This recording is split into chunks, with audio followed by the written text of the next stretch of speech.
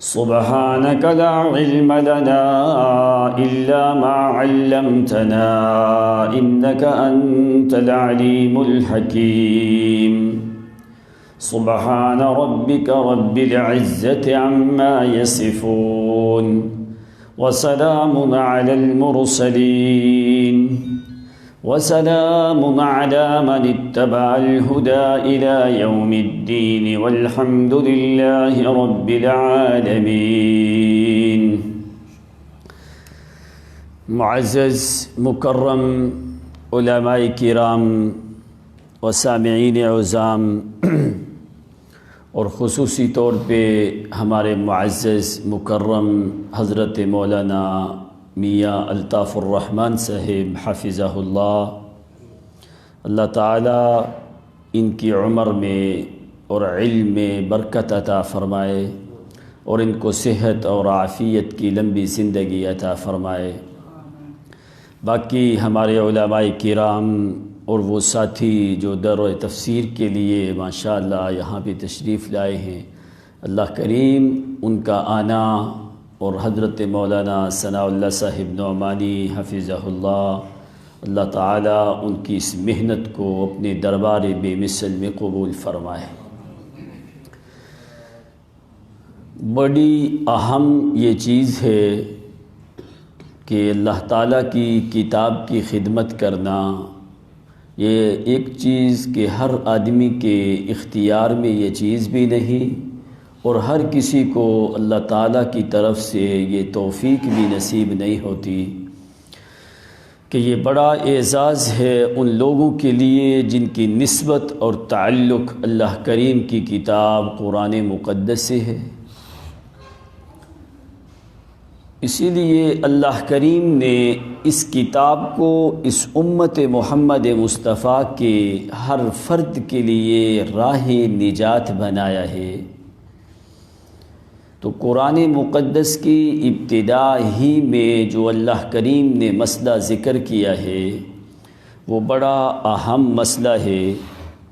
ہمیشہ قانون اور اصول یہ ہے کہ کوئی بھی آدمی کوئی بات کرتا ہے تو پہلے جو ہے وہ ایک ابتدا، ایک ہائیڈنگ، سٹارٹنگ جو ہے وہ ایک سب سے جو اس کے پاس اعلیٰ چیز ہوتی ہے اس کے ساتھ کرتا ہے۔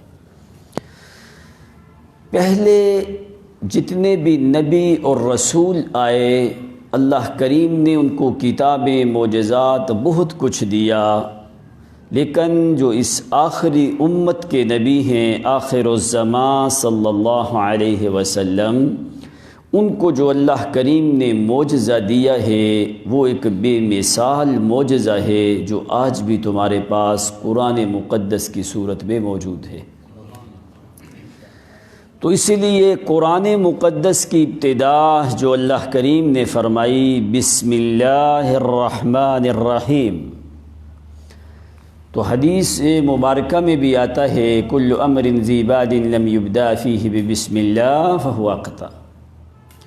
فرمایا کہ جس کام کی ابتدا بسم اللہ سے کی جائے وہ تو کامل ہوتا ہے، اور جس کام کی ابتدا بسم اللہ سے نہ کی جائے فہو اقطع، وہ ایک راستے میں رہتا ہے، وہ دم کٹا ہوتا ہے، وہ منقطع ہوتا ہے، وہ کامل نہیں ہوتا۔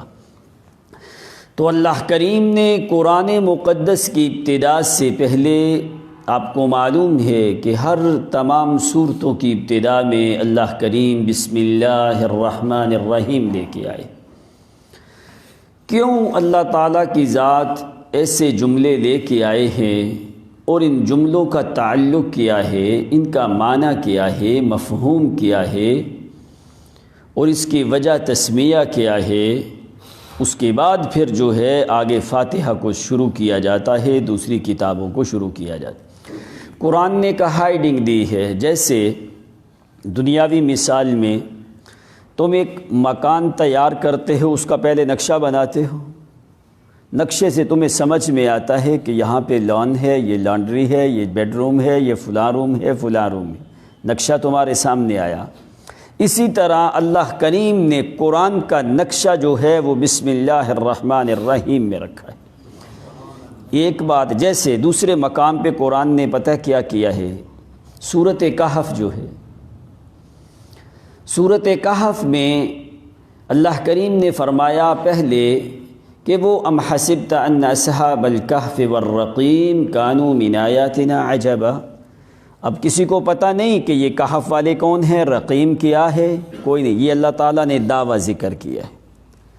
کانوا من آیاتنا عجبا اذ اوى الفتية الى الكهف فقالوا ربنا آتنا من لدنك رحمة وهيئ لنا من امرنا رشدا فضربنا على آذانهم في الكهف سنين عددا ثم بعثناهم لنعلم اي الحزبين احسن۔ یہ قرآن نے تمہیں دعویٰ بتا دیا، چند نوجوان تھے، وہ رقیم پہ پہنچے، غار میں گئے، ہم نے ان کو سلا دیا، پھر اٹھا دیا۔ اب تفصیل قرآن نے بعد میں ذکر کی، پھر آگے اللہ تعالیٰ فرماتے ہیں نحن نقص علیک نبأہم بالحق انہم فتیۃ۔ یہاں پہ پوری تفصیل آگے ذکر آ رہی ہے۔ پہلے قرآن کا انداز بیان ہے کہ اللہ تعالیٰ ایک چیز پہلے ظاہر کر دیتے ہیں، بھائی ساری تفصیل جو ہے اسی کے بارے میں آئے گی۔ اسی طرح قرآن مقدس میں آپ دیکھو گے کہ سورہ بقرہ میں، شاید کہ آپ نے کبھی پہلے نہ دیکھا ہو، ابراہیم علیہ السلام کا نام قرآن مقدس میں بہت سے مقامات میں موجود ہے، اتنے مقامات پہ کہ جس کی کوئی انتہا نہیں، لیکن اللہ تعالیٰ نے پہلی پوری سورۃ بقرہ میں خلاف قانون کیا ہے تاکہ دنیا کو سمجھ میں آئے کہ بھئی یہ جو آدمی کا تذکرہ ہو رہا ہے یہ کوئی معمولی آدمی نہیں ہے۔ آپ کہیں سے بھی دیکھو گے سورۃ جو ہے بقرہ میں ابراہیم وَإِذْ يَرْفَعُ ابراہیم، ابراہیم کے نیچے تمہیں قرآن پاک میں سورۃ بقرہ میں نیچے نقطے کوئی نہیں۔ کوئی بھی قرآن اٹھا کے دیکھو، یہ میں نے پہلا سپارہ نکالا ہے، وَإِذْ يَرْفَعُ ابراہیم الْقَوَاعِدَ مِنَ الْبَيْتِ، پوری سورۃ بقرہ میں ابراہیم کے نیچے جو ہیں یا کے نقطے نہیں آئے، اور آگے پورے قرآن میں جہاں پہ بھی آیا ہے اللہ تعالیٰ نے یا کے نیچے نقطے ذکر کیے۔ کیوں؟ اس کی وجہ کیا ہے کہ قرآن مقدس میں پوری ایک سورت کا نام ہے سورۃ ابراہیم، وہ جو ابراہیم ہے وہاں پہ اس ابراہیم کے نیچے نقطے ہیں۔ صرف سورۃ بقرہ میں جتنے بھی مقامات کے اوپر آیا ہے ابراہیم کا نام، یہاں پہ اللہ تعالیٰ نے دو نقطوں کو قریب نہیں آنے دیا، حالانکہ ابراہیم بنتا ہی تب ہے الف با را الف ہا یا میم، تو یہ لفظ بنے تو پھر ابراہیم بنتا ہے، لیکن اللہ تعالیٰ نے یہاں پہ یا کے نقطے نہیں ڈالے۔ کیوں؟ آگے پورے قرآن میں ڈال دیے، سورۃ بقرہ میں ابراہیم کے نیچے یا کے نقطے کوئی نہیں۔ اب کوئی بھی قرآن کسی بھی کمپنی کا، کسی بھی طبع کا، کسی بھی مکتبہ کا اٹھا کے دیکھو گے، اس کی وجہ کیا ہے کہ اللہ کریم نے ایک لقب جو قرآن میں دیا ہے وہ صرف ابراہیم پیغمبر کو دیا، ان ابراہیم کان امتاً، کہ میرا ابراہیم پوری امت ہے۔ امت کا معنی کیا ہوتا ہے؟ جس کا اطلاق ہی 3 سے اوپر جا کے ہوتا ہے پھر امت بنتی ہے۔ اگر 3 تک بھی امت کا اطلاق نہیں ہوتا، امت کہا جاتا ہے ایک جماعت کو، ایک قوم کو۔ تو اللہ تعالیٰ نے ابتدا میں تمہیں بتا دیا کہ یہ جو ابراہیم ہے یہ کوئی معمولی آدمی نہیں ہے، سارے بنی اسرائیل جو ہیں انہی کی طرف سے آ رہے ہیں، 450 نبی ابراہیم پیغمبر کے خاندان سے آئے ہیں، یہ کوئی معمولی آدمی نہیں۔ یہاں پہ قرآن نے ہیڈنگ دی ہے، جس وقت آپ کوئی چارٹ لکھتے ہو، آپ اس کے اوپر جو ہے ایک جس کو پوائنٹر کہا جاتا ہے، وہ پوائنٹر کے ساتھ کبھی ریڈ لائن لگاتے ہو، کبھی کوئی چیز، آپ اس کو پوائنٹ آؤٹ کرتے ہو کہ یہ بڑی اہم چیز ہے ایک چارٹ کے اوپر۔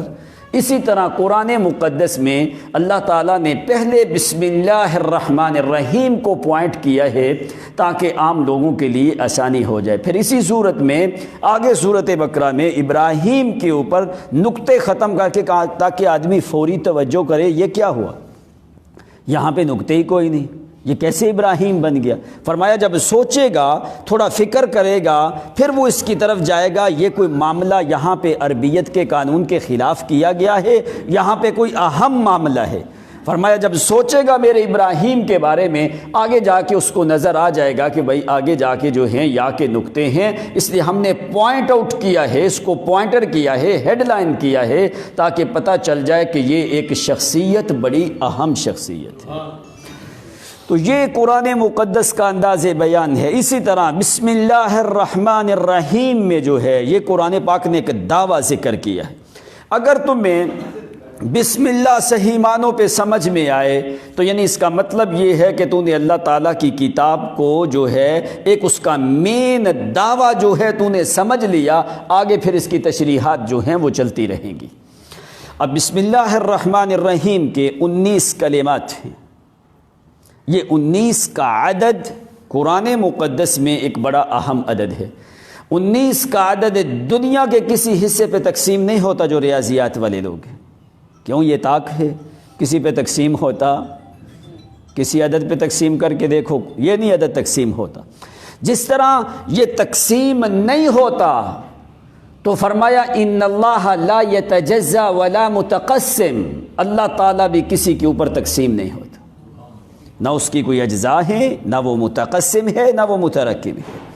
تو فرمایا جس نے اس کو سمجھا اس کے لیے تو فائدہ ہے، جس نے بسم اللہ الرحمن الرحیم ہی کو نہیں سمجھا، پڑھتے تو سارے آدمی ہیں، اگر نہیں سمجھا تو پھر وہ سورۃ مدثر میں قرآن نے کہا جو ہے وہ ایسی جہنم ہے علیہا 19 جس میں 19 دروغے ہیں، اس کے کلمات بھی 19 ہیں، وہاں پہ بھی فرمایا علیہا 19۔ اب اس صورت میں کیا چیز جو ہے بسم اللہ الرحمن الرحیم میں سمجھائی گئی ہے؟ پہلی چیز کہ بسم اللہ کی جو با ہے علماء جانتے ہیں، لمبی زیادہ بحث نہیں ہونی چاہیے اس لیے کہ ٹائم بھی کم ہے، کہ بسم اللہ کی جو با ہے عربی میں جو ہے با کی بڑی اقسام ہیں، علماء اس بات کو جانتے ہیں۔ ایک با اتصال، الباء للالصاق والاتصال وللقسمیہ وللجارہ بہت سے زیادہ با کی اقسام ہیں۔ اب یہاں پہ با کون سی ہے؟ بسم اللہ۔ کیوں بسم اللہ بنا ہے؟ یہاں پہ با استعانت کی ہے، الباء للاستعانہ، جس کا معنی کیا ہے کہ بھائی یہ جو با ہے یہ تمہیں سبق دے رہی ہے، مدد مانگ تو صرف ایک اللہ کریم کی ذات سے مانگ۔ اس کو کہا جاتا ہے الباء للاستعانت، اور استعانت کا معنی کیا ہوتا ہے؟ مدد کا طلب کرنا۔ فرمایا کس سے طلب کر؟ بِاسْمِ رَبِّكَ، وہ قرآن پاک میں دوسرے مقام پہ ہے، الف جو ہے حمزہ یہ درج کلام میں آئے گر جاتا ہے، اصل میں تھا بِاسْمِ اللہ، تو درمیان میں آیا الف جو ہے وہ گر گئی، بسم اللہ جو ہے وہ ہو گیا۔ دوسرے مقام پہ آتا ہے کہ اگر تو نے مدد طلب کرنی ہے تو کس سے مانگ؟ بسم اللہ۔ آگے اللہ تعالیٰ نے اپنا اسم اعظم کو ظاہر کیا ہے جس کو لفظ جلالہ کہا جاتا ہے۔ اب جو ہے یہ بسم اللہ الرحمن الرحیم اسم کا معنی کیا ہوتا ہے؟ بسم اللہ کے اوپر امام نے 19 بڑی مباحث ذکر کی ہیں، اگر آدمی مسلسل 2 مہینے چلے تو بسم اللہ الرحمن الرحیم کی بحث ختم نہیں ہوتی۔ اس کو عدد کے اعتبار سے، لغت کے اعتبار سے، اعجاز کے اعتبار سے، اس کے مضامین کے اعتبار سے، کیوں؟ اس لیے کہ یہ قرآن مقدس کی ابتدا ہے، ابتدا ہی سے آدمی پہچانتا ہے کہ اس کلام میں کون سی چیزیں ہیں، کس لیے یہ جو کلام ہے اللہ تعالیٰ نے نازل کی ہے۔ تو یہاں پہ بسم اللہ پہلی چیز جو تمہیں سبق دیتی ہے وہ کیا ہے کہ فرمایا ہر حالت میں مدد طلب کر تو صرف اللہ تعالیٰ کی ذات سے طلب کر۔ یعنی یہ معنی اگر سمجھ میں آئے، ہر لحاظ میں، ہر کیفیت اور حالت میں مدد طلب کر تو صرف اللہ تعالیٰ کی ذات سے مدد طلب کر، اس کے علاوہ کوئی بھی دنیا جہان میں مدد کرنے والا نہیں ہے۔ اگر یہ تیرے دل میں آتا ہے پھر تمہیں اللہ کے اسم کی معرفت بھی آتی ہے، پھر تمہیں رحمان کا بھی پتہ چلتا ہے، پھر تمہیں رحیم کا بھی پتہ چلتا ہے۔ اس لیے فرمایا اب اسم کا معنی کیا ہوتا ہے؟ اسم کا ایک معنی ہوتا ہے بلندی، تو اللہ تعالیٰ کے ناموں سے بلند کسی کا نام نہیں ہے۔ دوسرا اسم کا معنی ہوتا ہے سمون سے، دوسرا ایک وسمن، ایک سمون۔ سمون کا معنی ہوتا ہے بلند، وسمن کا معنی ہوتا ہے ایک علامت اور نشانی لگانا۔ آدمی کا کوئی نام رکھتے ہو تم کہتے ہو اس کا اسم گرامی، کیوں اسم کہا جاتا ہے؟ یہ ایک علامت بتاتا ہے کہ یہ شکل جو آدمی ہے اس کا نام جو ہے یہ ہے، اس لیے اس کو اسم کہا جاتا ہے۔ تو دوسرا اسم کہا جاتا ہے سمون سے، سمون کا معنی ہوتا ہے بلند، تو اللہ تعالیٰ کے ناموں سے بلند کوئی نام ہو سکتا؟ دوسرے مقام پہ فرمایا تبارک اسم ربک ذی الجلال والاکرام اقرا بسم ربک الذی خلق، وہاں پہ بھی جو با ہے وہ استعانت کے لیے ہے۔ پڑھ میرا پیغمبر اللہ تعالیٰ کے نام کی مدد کے ساتھ، اگر اس کی مدد نہ ہو تو پڑھنے کے قابل بھی، اگر اس کی مدد نہ ہو تو تم لکھنے کے قابل بھی، اگر اس کی مدد نہ ہو تو تم چلنے پھرنے کے قابل بھی نہیں ہو۔ اس لیے اللہ تعالیٰ نے اقرا بسم ربک تبارک اسم ربک ذی الجلال والاکرام، فرمایا یہ ساری چیزوں کے اختیارات کلیہ جو ہے وہ اللہ تعالیٰ کی ذات ہے، جس کا نام ہی برکت والا ہے اور اسی کا نام ہی بلند ہے، اور تیرے لیے قانون کیا ہے کہ بسم اللہ، اسی سے مدد مانگ، کسی غیر سے مدد مانگنے کی اجازت نہیں ہے۔ تو اب یہاں پہ اللہ تعالیٰ نے آگے جو ہے اپنا اسم اعظم ذکر کیا ہے، لفظ الجلالہ، بسم اللہ، بسم اللہ، اللہ یہ لفظ الجلالہ ہے۔ 2700 کے قریب اللہ تعالیٰ کی کتاب میں 2699 مرات جو ہے یہ اللہ تعالیٰ کا اسم الجلالہ ہے، یہ لفظ اللہ جو ہے قرآن مقدس میں موجود ہے۔ جتنے بھی اللہ تعالیٰ کے اسماء اور نام ہیں وہ سب لفظ اللہ سے نکلے ہیں، اللہ کسی اسم سے بھی نکلا نہیں ہے۔ آدمی کہتا ہے رحمان اللہ کا نام، رحیم اللہ کا نام ہے، کریم اللہ کا نام ہے، عظیم اللہ کا نام ہے، سمیع بصیر علیم یہ سب اللہ کے نام ہیں۔ کبھی کسی نے یہ نہیں کہا اللہ عظیم کا نام ہے یا رحمان کا، نہیں، تمام تر اسماء صفاتیہ جتنے بھی ہیں وہ لفظ اللہ سے نکلے ہیں، اللہ کسی سے نکلا نہیں ہے۔ اس لیے فرمایا جس سے تو نے مدد مانگنی ہے بسم اللہ، اللہ جو ہے لفظ جلالہ ہے، اللہ سے بڑھ کے کوئی ایسی ذات نہیں ہے جو تیری مدد کر سکے۔ اس لیے قرآن مقدس نے دوسرے مقام پہ فرمایا مستعان، جس کا تعلق مدد سے ہے، واللہ المستعان علی ما تصفون، وہاں پہ لفظ اللہ کو پہلے ذکر، واللہ المستعان، فرمایا وہ اللہ ہی ہے جو تمہاری مدد کر سکتا ہے، اسی سے مدد طلب کی جا سکتی ہے، اس کے علاوہ کسی اور سے مدد نہیں طلب۔ قرآن مقدس میں المستعان کا لفظ پورے قرآن میں تمہیں 2 مقامات میں ملے گا، یا تو سورۃ انبیاء میں ہے یا سورۃ یوسف میں۔ قال رب احکم بالحق وربنا الرحمن المستعان، وربنا الرحمن المستعان علی ما تصفون، یہ قرآن کی واحد آیت ہے جہاں پہ 3 اللہ تعالیٰ کے اسم اعظم جمع ہیں، ربنا الرحمن المستعان، فرمایا وہی ذات ہے جو کہ مدد کرنے والی ذات ہے، وہ رحمان بھی ہے اور وہ ہمارا جو ہے وہ رب بھی ہے۔ تو یعنی بسم اللہ الرحمن الرحیم میں ابتدا میں جو اللہ کریم نے تمہیں معنی سمجھایا ہے کہ مدد کے لائق جو ہے وہ صرف ایک اللہ کریم کی ذات ہے، اس کے علاوہ کوئی اور۔ اب یہاں پہ کون سی مدد طلب کی جا رہی ہے؟ کوئی بھی دنیا و ما فیہا کا کام ہے، کوئی بھی۔ اس لیے یہ بسم اللہ الرحمن الرحیم خاص مومنوں کے لیے نہیں ہے۔ آدمی کہتا ہے اگر کافر بسم اللہ الرحمن الرحیم پڑھتا ہے تو پھر اگر کوئی کافر بھی پڑھتا ہے بسم اللہ الرحمن الرحیم، یہ قانون کلیہ ہے لعامت الخلق ولیس للمؤمنین، یہ تمام تر مخلوقات کے لیے ہے، صرف یہ ہے کہ صرف مومنوں کے لیے نہیں ہے۔ جس طرح اللہ تعالیٰ رب جو ہے وہ ہر کافر کا ہے کہ نہیں، مسلمان کا بھی، کافر کا بھی، مجوسی، یہودی، عیسائی، نسائی، جو بھی جتنے بھی ہیں سب کے لیے اللہ رب ہے، وہ سب کے لیے رب ہے، مخلوق کے لیے۔ فرمایا یہ ایسا جملہ ہے اگر اس کے اوپر کوئی بھی عمل کرتا ہے تو اللہ تعالیٰ اس کے کام کو کبھی بھی ادھورا نہیں رہنے دیتا۔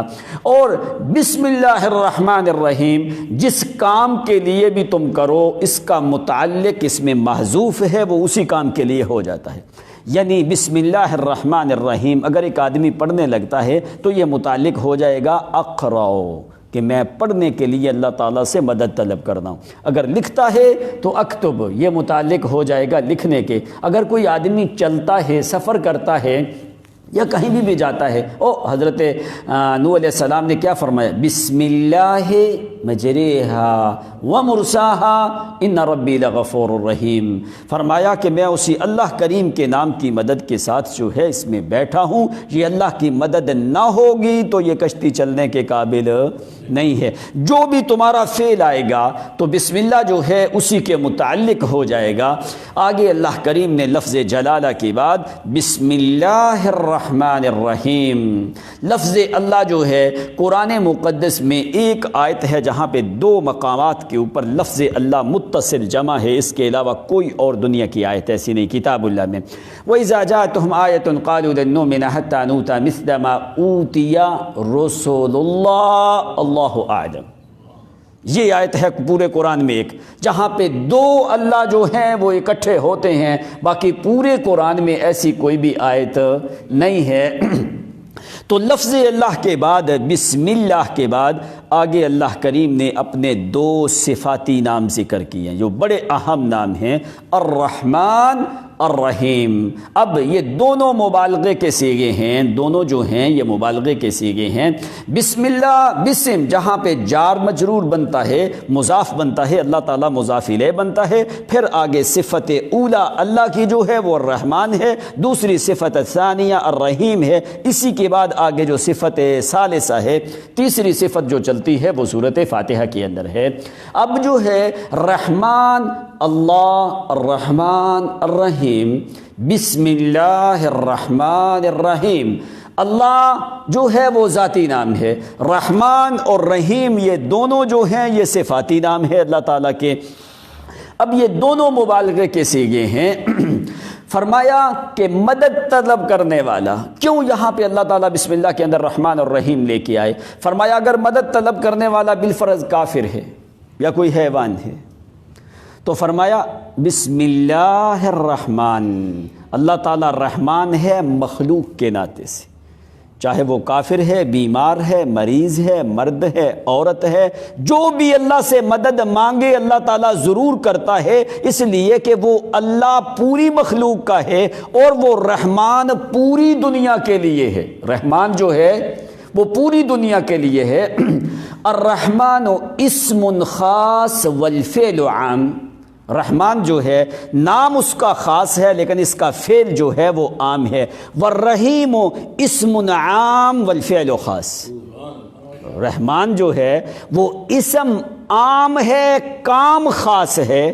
رحمان اسم جو ہے وہ خاص ہے، اس کا کام عام ہے، اس کا کام جو ہے۔ اب دیکھ اللہ تعالیٰ رحمان جو ہے انسانوں کے لیے بھی، جنگل کے جانوروں کے لیے بھی ہے کہ نہیں، کافروں کے لیے بھی، مسلمانوں کے لیے بھی، اس لیے کہا کیا جاتا ہے کہ الرحمن فی الدنیا والرحیم فی الآخرہ، اللہ تعالیٰ رحمان دنیا میں ہے اور رحیم جو ہے اللہ تعالیٰ آخرت میں ہے، یہ ایک معروف قول ہے۔ لیکن الرحمن فی الدنیا والرحیم فی الدنیا والآخرہ کہ رحمان دنیا کے لیے اللہ تعالیٰ رحم کرتا ہے ہر کسی کے اوپر مخلوق کے ناطے سے، اس لیے کہ وہ خالق ہے، اس کا حق ہے کہ اپنی مخلوق پہ رحم کرے۔ لیکن رحیم جو ہے قرآن نے خود معنی سمجھا دیا کہ وَكَانَ بِالْمُؤْمِنِينَ رَحِيمًا، اس لیے اللہ حالانکہ دونوں مبالغے کے صیغے ہیں، رحمان کا معنی بھی، رحمان بھی مبالغے کا، رحیم بھی مبالغے کا، فعیل کے وزن کے اوپر، تو یہ دونوں جو لفظ ہیں یہ اللہ تعالیٰ کی صفات۔ اور رحمان جو ہے یہ قرآن مقدس میں 57 مقامات میں موجود ہے۔ کتنے مقامات پہ؟ 57 مقامات کے اوپر۔ اور الرحیم جو ہے قرآن مقدس میں 114 مقامات کے اوپر موجود ہے۔ کیوں 114 مقامات کے اوپر ہے؟ اس لیے کہ قرآن مقدس کی صورتیں 114 ہیں، تو لفظ رحیم بھی 114 مرتبہ ہے، اس لیے کہ قرآن کا جو اصل فائدہ ہے وہ مومن کو ہوتا ہے۔ کہ وَكَانَ بِالْمُؤْمِنِينَ رَحِيمًا، اللہ تعالیٰ مومنوں ہی کے ساتھ رحیم ہے۔ اس رحیم والی صفت میں کوئی دنیا کا کافر شریک نہیں اللہ تعالیٰ کے ساتھ۔ کہ بھائی رحیم اللہ تعالیٰ کا ہے کہ بھائی میں اپنی رحیم والی صفت عامت الناس کے لیے استعمال کروں، یہ کبھی نہیں ہو سکتا، یہ تو قرآن کے مزاج اور معانی کے خلاف ہے۔ رحیم خاصۃ للمؤمنین کما قال القرآن وکان بالمؤمنین رحیما، اللہ تعالیٰ مومنوں کے ساتھ رحیم ہے، باقی پوری دنیا کے ساتھ اللہ تعالیٰ کی ذات جو ہے وہ رحمان ہے۔ دوسرا اللہ نے اشارہ جو دیا ہے رحیم قرآن مقدس میں کیوں 114 مقامات کے اوپر ہے، فرمایا کہ جو اس کی رحمت کا قانون جو ہے، رحیم میں رحمت ہے، اس کی رحمت کا قانون کیا ہے؟ اس کی رحمت کا قانون یہی کتاب ہے، اس کے پڑھنے میں بھی رحمت اور اس کے سننے میں بھی رحمت، اس پہ عمل کرنے سے بھی رحمت۔ قرآن مقدس میں 8 قوانین ہیں، لعلکم ترحمون، تمہیں 8 مقامات پہ آئے گا، پورا قرآن دیکھ لو 8 مقامات پہ آئے گا لعلکم ترحمون، تمہیں یہ کرو تمہارے اوپر رحم کیا جائے گا، رحمت کی جائے گی۔ اس میں سے 2 قانون کی ہیں، کیا ہیں؟ وَإِذَا قُرِئَ الْقُرْآنُ فَاسْتَمِعُوا لَهُ وَأَنصِتُوا لَعَلَّكُمْ، دوسرا قانون وَهَذَا كِتَابٌ أَنزَلْنَاهُ مُبَارَكٌ فَاتَّبِعُوهُ وَاتَّقُوا لَعَلَّكُمْ۔ اب دونوں قوانین، تیسرا مقام پہ تھا وَأَطِیعُوا اللَّهَ وَالرَّسُولَ لَعَلَّكُمْ تُرْحَمُونَ۔ تو لیکن رحمت کا خزانہ جو ہے علم کے اعتبار سے وہ قرآن سے بڑھ کے کوئی چیز نہیں، اور عمل کے اعتبار سے محمد کے وجود سے بڑھ کے کوئی دنیا میں چیز نہیں۔ تو اللہ تعالیٰ نے رحیم کا لفظ 114 مقامات پہ لانے کا جو جس کو کہا جاتا ہے اعجاز العددی والرقمی، کہ رقم اور عدد کے اعتبار سے جو قرآن مقدس کا اعجاز ہوتا ہے، تو اس میں کیا ہے؟ فرمایا جہاں سے بھی میرا قرآن پڑھنا شروع کر دے میری رحمت تیرے اوپر برسنا شروع کر دے گی۔ اس لیے اللہ تعالیٰ نے اس کو اتنی مقام پہ لے کے آیا۔ کیوں؟ اب قرآن تو ساری دنیا کے پاس ہے، لیکن قرآن کا صرف فائدہ مومن کو ہے، کافروں کو کوئی فائدہ۔ آسمان سے بارش برسے، ایک جہاں پہ لوگوں کے کوڑا کرکٹ کا ڈھیر ہوتا ہے تو اس کوڑا کرکٹ کے ڈھیر کو کوئی فائدہ ہوتا؟ اگر وہ نباتی زمین کے اوپر برستی ہے تو وہاں پہ انگوریاں اور فصلیں پیدا ہوتی۔ تو مومن کا دل اسی خالص زمین کی طرح ہوتا ہے، کافر کا دل کوڑا کرکٹ کی طرح ہوتا ہے۔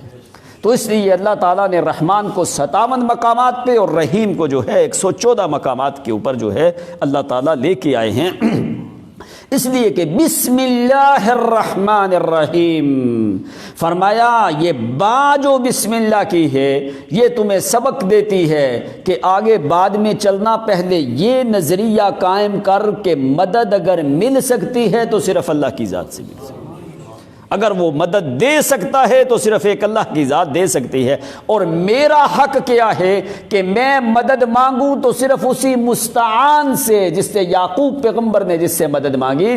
فرمایا کہ میرا حق کیا ہے کہ میں ہر کیفیت اور حالت میں مدد طلب کروں تو صرف المستعان سے، وہ کون ہے؟ بسم اللہ الرحمن الرحیم، جو رحمان بھی ہے اور رحیم بھی ہے۔ تو یعنی جس وقت تیرا یہ نظریہ جو ہے اللہ تعالیٰ پہلے بناتے ہیں کہ بھائی اللہ تعالیٰ ہی سے مدد مانگ، اس کے علاوہ کوئی بھی مدد دینے والا، فرمایا جن سے تم مدد مانگتے ہو لا یستطیعون نصرکم، فرمایا وہ تمہاری مدد کرنے کے قابل۔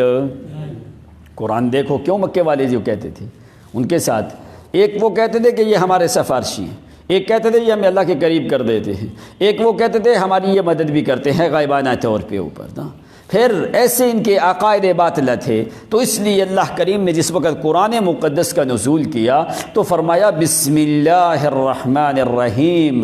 اسی قرآن کو پڑھ بھی وہی آدمی سکتا ہے صحیح معنوں میں اگر اللہ تعالیٰ کی مدد شامل حال، اور اس کو سن بھی وہی سکتا ہے اگر اللہ تعالیٰ کی مدد شامل حال ہو، اور اس پہ عمل بھی وہی کر سکتا ہے جس کا نظریہ اللہ تعالیٰ سے مدد مانگنے کا۔ اس لیے قرآن پاک نے فرمایا بسم اللہ الرحمن الرحیم۔ پورے قرآن پہ ہر سورت کی ابتدا میں ہے، لیکن سورت نمل کے درمیان میں ہے، تو وہاں پہ سلیمان علیہ السلام نے جو خط لکھا انہ من سلیمان وانہ بسم اللہ الرحمن الرحیم، تمام تر انبیاء میں یہ پورا جملہ بسم اللہ الرحمن الرحیم سب سے پہلے پڑھا ہے تو سلیمان علیہ السلام نے پڑھا ہے۔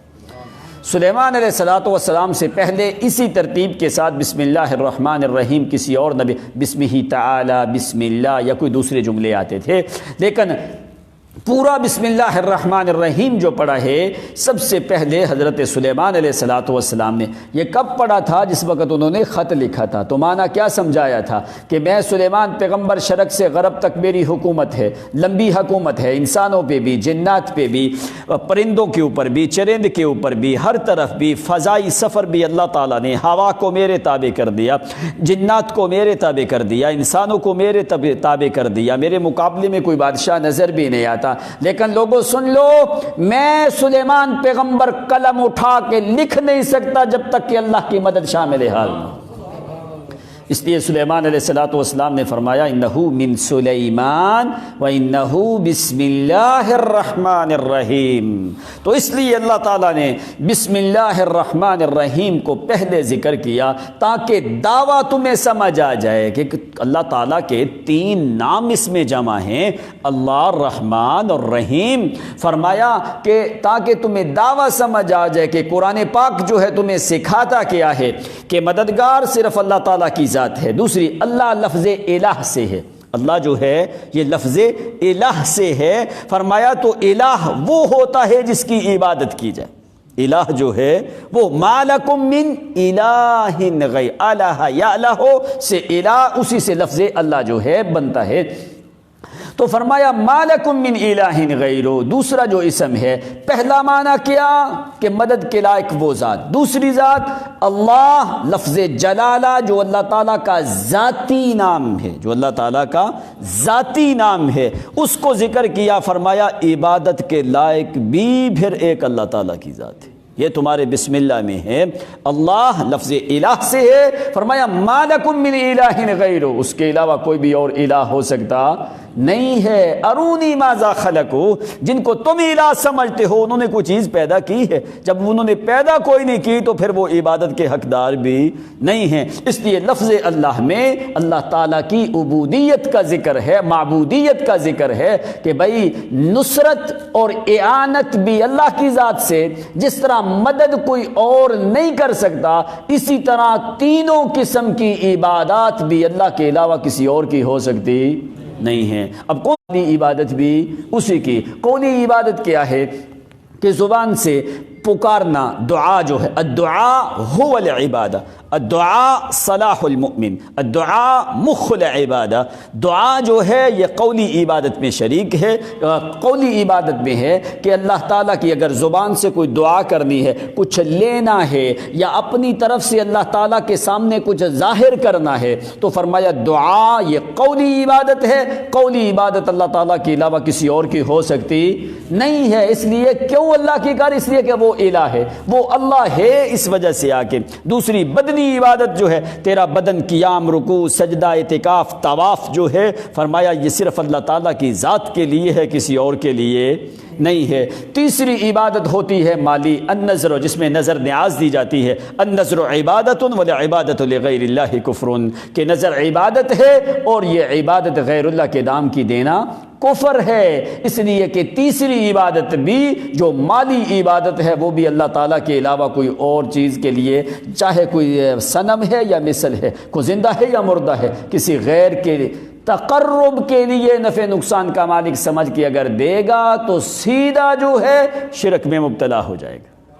اس لیے کہ کوئی آدمی چاہے اس کا نام نظر ہو، نیاز ہو، 11ویں ہو، رجب میں دے، محرم میں دے، کسی مہینے میں بھی دے، اگر غیر اللہ کا تقرب حاصل کرنے کے لیے، چاہے وہ جمعرات کو دیتا ہے یا چاند کی ہر 11 تاریخ کو دیتا ہے، جب بھی دیتا ہے، وہ کسی بھی مخلوق کے کسی فرد کو، چاہے وہ نبی ہے یا ولی ہے، جن ہے یا فرشتہ ہے، پیر ہے یا فقیر ہے، کسی غیر کو نفع نقصان کا مالک سمجھ کے لتقرب غیر اللہ اگر کوئی چیز دیتا ہے تو نبی علیہ الصلوۃ والسلام نے، قرآن نے بہت سی ایسے دلائل ہیں قطعیہ جس سے یہ ثابت ہوتا ہے کہ وہ آدمی دائرہ اسلام سے خارج ہو جاتا ہے۔ کیوں؟ النذر عبادہ والعبادۃ لغیر اللہ کفر، کہ نظر عبادت ہے، غیر اللہ کے نام کی دینا کیا ہے؟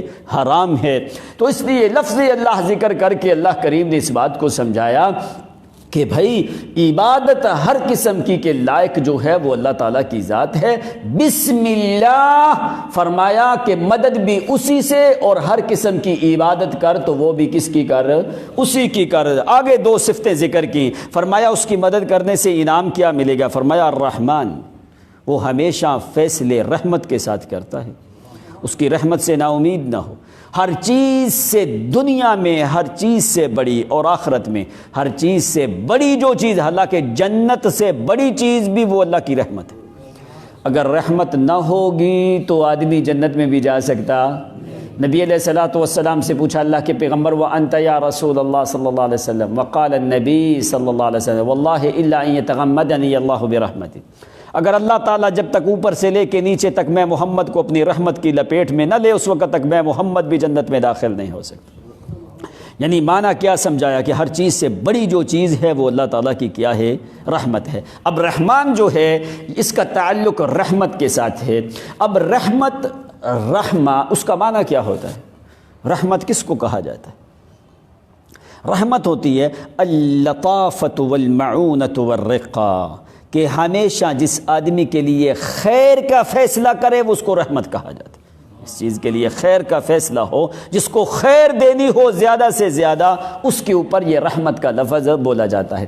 اب یہ رحمت کہاں سے مشتق ہے؟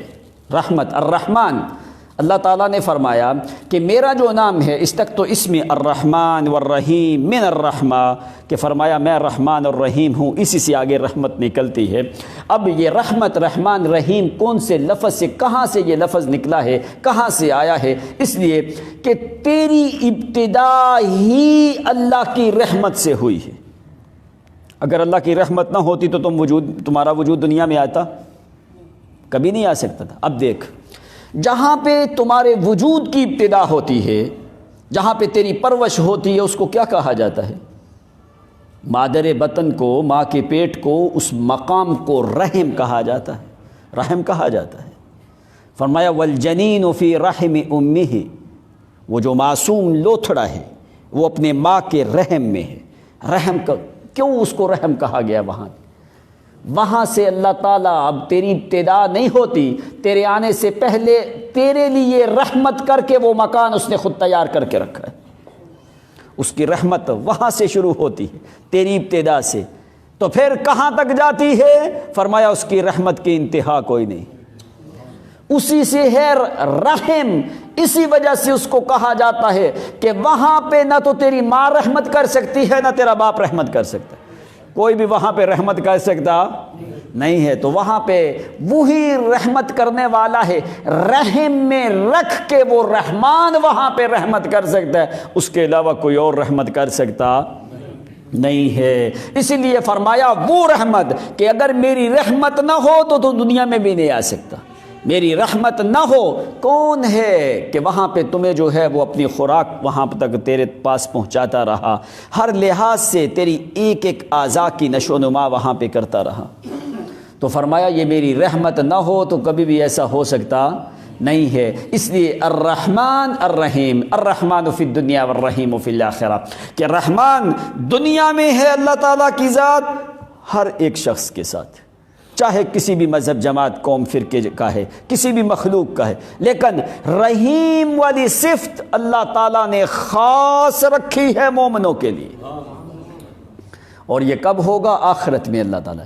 دنیا میں الرحیم علی المؤمنین وکان بالمؤمنین رحیما، کہاں؟ فی الآخرہ۔ اللہ تعالیٰ اس لیے رحیم کا لفظ عام ہے، رحیم کا اسم العام والفعل الخاص۔ یہاں پہ رحیم، رحمان اور رحیم میں یہی فرق ہے کہ رحیم جو ہے اسم عام ہے لیکن اس کا کام خاص ہے مومنوں کے لیے۔ اللہ تعالیٰ اس اسم سے کافروں کا کوئی حصہ رکھا نہیں ہے، اس لیے اللہ تعالیٰ الرحمن الرحیم جو ہے لے کے تو فرمایا جہاں پہ ساری دنیا کی رحمتیں ختم ہوتی ہیں تو فرمایا رحمان اور رحیم تو وہاں سے اپنی رحمتوں کی ابتدا کرنے شروع کر دیتا ہے۔ زید ابن حارثہ رضی اللہ عنہ، ٹائم بھی منٹوں میں چلا گیا، ابھی تو ہم نے فاتحہ پہ پہنچنا ہے، چلو باہر کے ایک چھوٹی سی مثال سن لیں۔ زید ابن حارثہ رضی اللہ تعالی عنہ جو نبی علیہ الصلوۃ والسلام کا متبنہ بیٹا تھا۔ تو یہ واحد صحابی ہے جس کا نام قرآن میں ہے، کسی اور صحابی کا نام قرآن میں فلما ترى زید منہا وطرا، زید بن حارثہ۔ یہ مکہ میں آئے، ایک منافق آدمی تھا، اس منافق کے ساتھ جو ہے ان کا ارادہ تھا طائف جانے کا۔ ان دونوں نے مل کے جو ہے، ایک منافق تھا، ادھر سے یہ صحابی رسول ہے، ابتدائی زمانہ ہے ابھی نا، تو حضرت زید نے جانا تھا طائف کی طرف۔ تو جس وقت اس منافق سے بات ہوئی، اس نے کہا کہ میری سواری ہے، ہم خرچہ ڈیوائیڈ کریں گے، تو آپ میرے ساتھ چلے جاؤ۔ انہوں نے فرمایا ٹھیک ہے، یہ لوگ چلے گئے۔ ابھی طائف میں داخل نہیں ہوئے تھے کہ طائف سے پہلے کہ ایک علاقہ جو ہے وہاں پہ جنگل ویران کا علاقہ ہے۔ کہنے لگے ابھی ہم نے سفر کیا ہے، ہماری سواری کو بھی پسینہ آیا ہے، ہم بھی تھک گئے، تو ابھی کیا کریں، تھوڑی دیر کیا خیال ہے یہاں پہ آرام کر لیں، ادھر بھی پہاڑ ہے ادھر بھی پہاڑ ہے، درمیان میں کھلی ہوا چلتی آتی نظر آتی ہے، راستے سے ذرا ہٹ کے۔ کہنے لگے وَكُنَّا نَسْتَرِيحُ بِعَلَى هَذَا الْمَكَانِ، کیا خیال ہے زید ابن حارثہ، کیا ہم یہاں پہ تھوڑی دیر کے لیے راحت فرمائیں، آرام کریں؟ فرمایا ٹھیک ہے۔ حضرت زید ابن حارثہ بھی تھکے ہوئے تھے، تو حضرت زید ابن حارثہ جس وقت لیٹ گئے تو سو گئے۔ ساری دنیا کے ولی مل جائیں، صحابی کی جوتی کی خاک کا مقابلہ بھی نہیں ہوتا۔ تو جب بندہ سو جائے تو پتہ چلتا، تو جب پکا سو جائے تو پھر کیسے پتہ چلتا ہے بھائی؟ پکا سو جائے، زمین کے اوپر سو جائے تو پتہ چلتا، تو زمین کے نیچے سو جائے تو پھر جو ہے سب کچھ جانتا ہے، اوپر نر آیا ہے کہ مادہ آیا ہے، شلوار پہنے یا تہمت باندھے، ایسی بھی باتیں جو حال لوگوں نے کی نا، کہ یعنی اوپر آدمی، نبی علیہ الصلوۃ والسلام غزوے سے واپس آ کے راستے میں سو گئے، حضرت بلال کو مقرر کیا پہرے کے لیے، حضرت بلال بھی سو گئے، نبی علیہ السلام بھی سو گئے۔ لوگوں نے ایک اور بھی بڑی کہانی بنائی ہے، وہ کہتے ہیں حضرت علی کی نماز قضا ہوئی تو سورج جو ہے وہ غروب ہی نہیں ہوا تھا۔ نبی کی قضا ہو جائے تو سورج نہیں رکتا، تو پھر حضرت علی کا مقام زیادہ یا نبی علیہ السلام کا؟ نبی علیہ السلام کی نماز قضا ہوئی تو سورج رکا، تو حضرت علی کی قضا ہوئی تو کیوں رک گیا بھائی؟ نبی علیہ الصلوۃ والسلام کی نماز قضا ہوئی، ہزاروں علی ہوں، محمد کا مقابلہ تو کوئی نہیں، اس لیے دنیا کے ولی ہوں، صحابی کا مقابلہ ہو سکتا؟ امام ذہبی نے کیا ذکر کیا ہے، لا يعادلہ شیئا بصحبت، قانون ہے حدیث کا، فرمایا کہ صحبت کے مساوی دنیا کی کوئی چیز نہیں ہے۔ انبیاء کے بعد جو ہے سب سے زیادہ مقام ہے تو صحابہ کرام کا مقام ہے۔ تو زید ابن حارثہ بھی سو گئے، منافق سویا نہیں تھا، وہ نبی علیہ الصلوۃ والسلام کا منافق دشمن ہے اور زید محمد کا محبوب ہے۔ اس نے کیا کیا، اس نے وہ جو اس نے چھپائی تھی اپنی بوریا میں جو ایک بیڑی رسا رکھا تھا، اس نے فوری اس کو لگا کے حضرت زید ابن حارثہ کے پاؤں بھی باندھ دیے، ہاتھ بھی باندھ دیے۔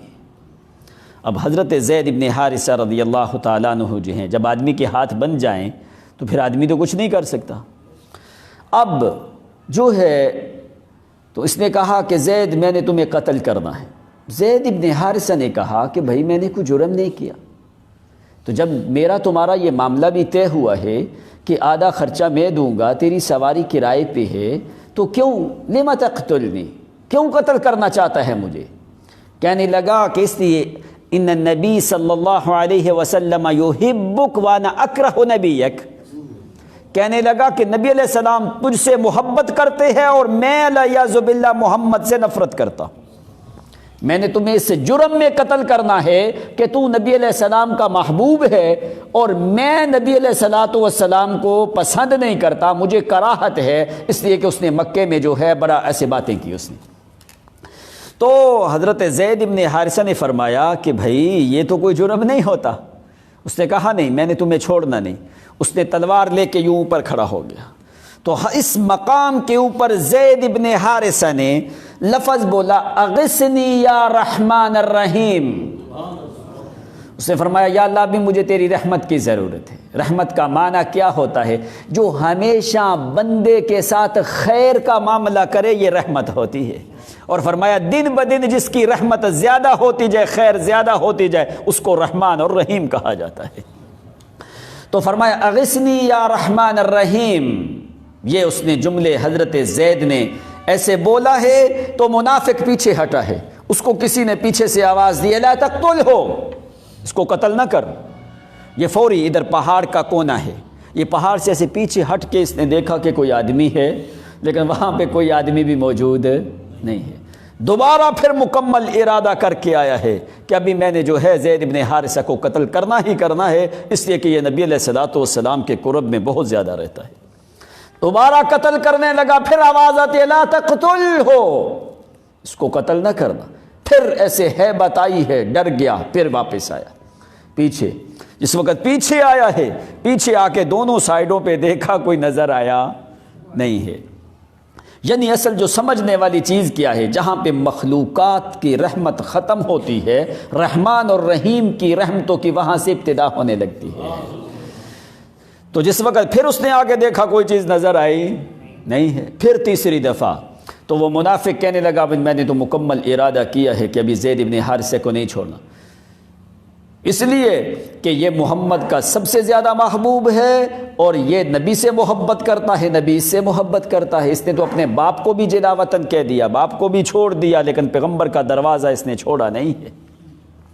تیسری دفعہ جس وقت قتل کرنے لگا، آگے قریب پہنچا ہے، تو یہ زید ابن حارثہ پھر کہا اغثنی یا رحمان الرحیم، یا اللہ مجھے تیری رحمت کی ضرورت ہے. اب یہاں پہ ذرا رک کے معنی سمجھ کہ صحابی یہاں پہ تھا، ساتھ 50 کلومیٹر کے فاصلے کے اوپر نبی علیہ السلام مکہ میں ہیں. 70-75 کلومیٹر ہے مکہ سے، یا 175 کلومیٹر ہے طائف کا علاقہ آگے والا جو ہے، لیکن کوئی اتنا لمبا فاصلہ تو نہیں ہے. تو صحابی نے آواز کس کو دی ہے؟ نبی کو کیوں نہیں دی؟ تمہارے پیر فقیر یہاں پہ بیٹھ کے مدینے میں سب کچھ کر سکتے ہیں. اگر نبی کو بلانا غائبانہ طور پہ جائز ہوتا تو صحابی پہلے آواز محمد کو دیتا، پھر محمد کے خدا کو دیتا. لیکن پیغمبر کی دعوت ہی یہ تھی کہ مدد طلب کر، بسم اللہ الرحمن الرحیم، مدد مانگ اسی سے جس نے کبھی کسی سے مانگی نہیں ہے. تو پیغمبر تو وہ ہے جو اللہ سے مدد مانگتا ہے.